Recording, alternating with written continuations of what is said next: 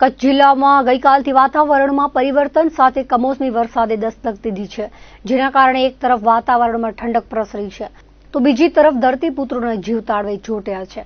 મંગળવારે ગાંધીધામ અને અંજાર પટ્ટામાં માવઠું વરસ્યું હતું. કમોસમી વરસાદ પડતા માર્ગો પરથી પાણી વહી નીકળ્યા હતા. ચોમાસાની વિદાય બાદ બંગાળની ખાડી સહિતના વિસ્તારોમાં એક પછી એક વાવાઝોડા સક્રિય થઈ રહ્યા છે, જેના કારણે આગામી શુક્રવાર સુધી વરસાદી માહોલ યથાવત રહેવાની આગાહી કરવામાં આવી છે. ત્યારે આજ સવારથી જિલ્લા મથક ભુજમાં વાદળોના જમાવડા સાથે ઠંડો વાયરો ફૂંકાયો હતો. મુન્દ્રા પંથકમાં પણ ધાબડિયા માહોલ વચ્ચે તાપમાનમાં ઘટાડો નોંધાયો હતો, તો નલિયા માંડવી જેવા વિસ્તારોમાં ધૂપછાંવની સ્થિતિ જોવા મળી હતી. જિલ્લાના મોટાભાગના વિસ્તારોમાં વાદળછાયું વાતાવરણ ઉપરાંત કમોસમી વરસાદથી બાગાયતી પાકની સાથે સૂકા ઘાસચારાને નુકસાનની ભીતિ સેવાઈ રહી છે. વાગડ વિસ્તારના રાપર તાલુકામાં મંગળવારે બપોરના અરસામાં જોરદાર ઝાપટા વરસ્યા હતા. અપર સાયક્લોનિકના લીધે કચ્છ સૌરાષ્ટ્રમાં વરસાદની આગાહી વચ્ચે રાપર તથા આસપાસના ગામોમાં વરસાદના ઝાપટા વરસ્યા હતા, જેના લીધે બજારમાં પાણી વહી નીકળ્યા હતા.